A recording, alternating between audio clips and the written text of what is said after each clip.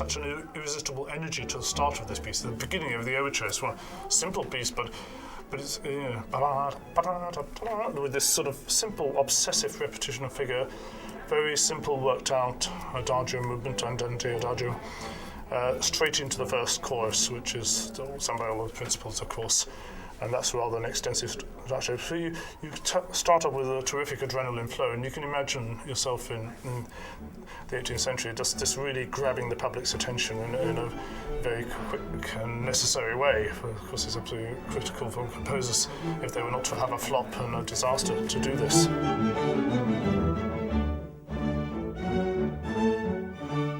Finta Giardiniera, I suppose in English, the pretended gardener, the gardener, Lady Gardener in disguise, in the function of the plot, which is a complicated story of disguise and wrongdoing and somebody being taught a lesson, my character being taught a lesson for a bad thing he did in the past before the opera started. The character is my lover. The title role disguises herself as a gardener in a noble house where I have sought refuge after this crime where I tried to kill her in a jealous rage. In our version, we're in a Baumarkt. We're in the garden section of a sort of garden centre, really.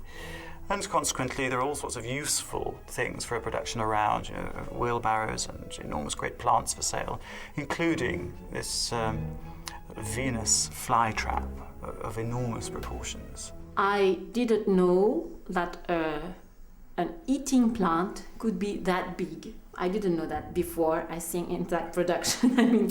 This one is huge. I didn't know it could exist that big and that it could eat a human being. Now I know. Finta Giardiniera ist eine Komödie letztendlich. Natürlich, es hat viele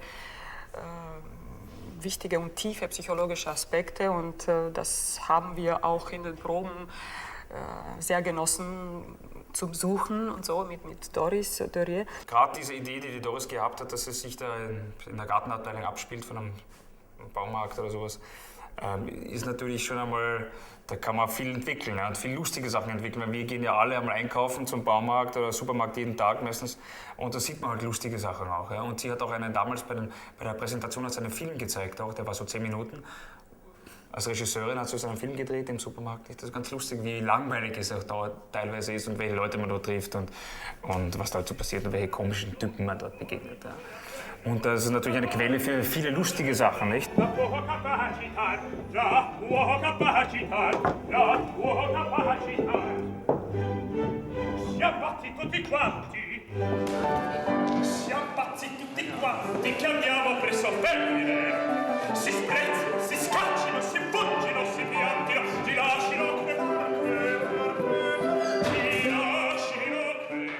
Manches muss auch seriös bleiben, damit dann das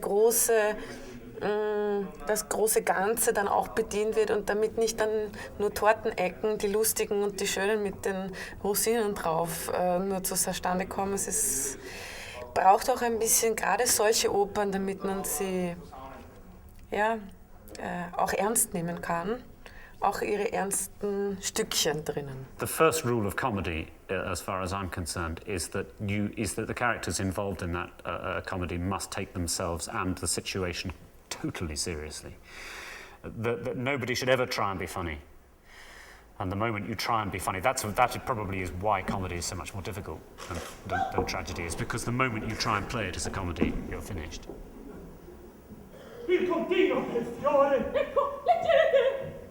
Das Geheimnis von Komik ist, dass du super tragisch sein musst. Viel tragischer als in der Tragödie.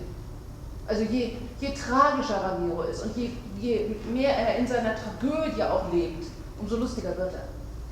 Ja, aber ich verstehe das absolut, aber dann weiß ich trotzdem nicht, ob ich wirklich leide oder ob ich nur...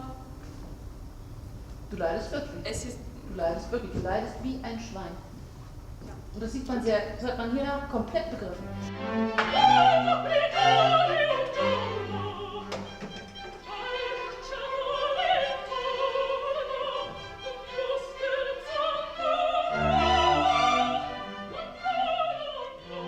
Das wirklich Tolle für mich an Mozart ist, dass es so ein bisschen funktioniert wie beim Film, wo Sprache wenig gilt. Also was wir im Film halt leicht können, ist, wir können jemand sagen lassen, ich liebe dich in der Großaufnahme, wir wissen, es ist gelogen und wir können es umgekehrt machen. Jemand sagt, ich hasse dich und allein dadurch, wie er guckt bei diesem Satz, wissen wir, es heißt das Gegenteil. Und genau das macht Mozart mit der Musik. Das ist oft genau das Gegenteil von dem bedeutet, was textlich gesungen wird. Und dadurch entsteht diese wahnsinnige Fülle an Emotionen, dass wir alle uns immer verhalten müssen und unsere Sprache oft unserem Gefühl komplett widerspricht. Und manchmal ist es dann aber auch komplett identisch und das geht eben immer hin und her und dadurch werden diese Figuren so reich.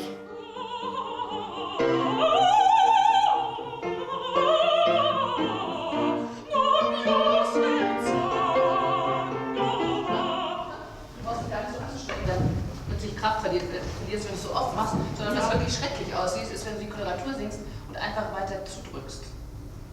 Das sieht wirklich so aus, als würde sie plötzlich aufschreien. Doris Dörrie is a film director who has done now more and more work in opera. She has a very keen sense of the moment and an intensely accurate visual sense, as you would expect. What I've loved about working with Doris is that she's incredibly open to allowing you as a singer to work your own path towards where you want that character to be. It has to be a part of yourself. And that's the only way of actually finding the truth of the character. Ich glaube, Doris ist eine sehr feine Psychologin und ich habe auch Bücher von ihr gelesen und da kommt es auch sehr stark hervor. Sie kennt die Menschen. Es gibt ja bei Regisseuren immer so nach ein paar Wochen, wenn irgendwas nicht funktioniert, so, wo die dann irgendwie nervös werden und dann so zum Schreien beginnen. Also das gibt es bei ihr nicht. Ja. Die ist ein ganz ausgeglichener Charakter. Wenn sie etwas vermitteln will und das funktioniert nicht gleich, probiert sie es immer wieder und auf eine relativ diplomatische Art und Weise, so dass man es versteht. You might ask the question, oh, is this person a singer or an actor? You know, am I a singer or an actor? Well, of course, we're all both. And to say, oh, is this a movie director or a stage director? If you have some instinct for both media and you develop to a point where people want to engage you and see your thoughts, which is what a director does, then you have a gift for both. And I think that's the case with Doris. Das ist immer mein Ziel, aber das ist natürlich Filmtraining. Diese Geschichte so gut und klar zu erzählen, dass jeder kapiert, was die Figuren wollen. Ob sie es bekommen oder nicht, ist wieder eine andere Frage. Aber dass jeder mit den Figuren mitfühlen kann und dass man nicht irgendwie vollkommen verwirrt immer nur da sitzt und denkt, oh, jetzt will wieder der, die und warum. Und alle tun so, als wären sie jemand anders. Und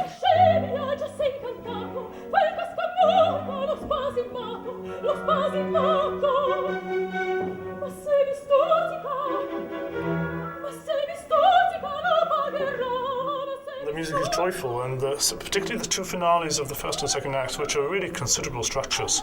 They're not, I think it's easy to underestimate the quality of the music of La Finta Giardiniera. It's really got some terrific moments. I mean, you can say that probably of all Mozart operas there are things, but I think there's a high proportion of this music which you would easily want to do in concert.